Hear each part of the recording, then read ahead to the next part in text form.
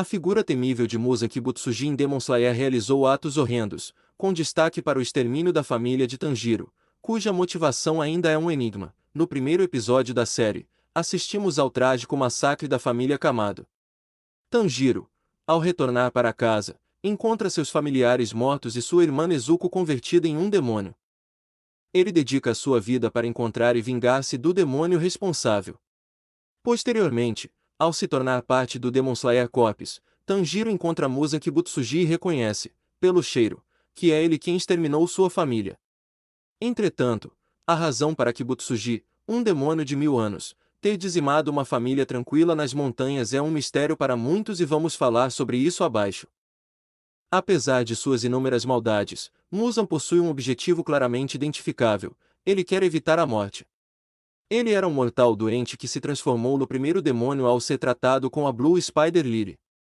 No entanto, descobriu rapidamente que, apesar dos poderes sobrenaturais, estava condenado à morte caso fosse exposto à luz do sol. Assim, ele passou 1000 anos buscando uma maneira de se tornar imune à morte.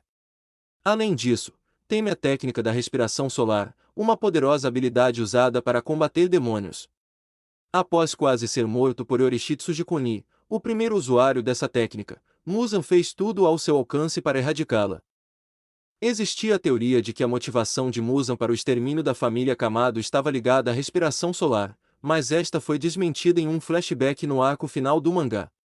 Na verdade, Muzan, apesar de detestar os demônios que ele mesmo criou, continuou a criar mais deles na esperança de que algum deles pudesse resistir à luz do sol.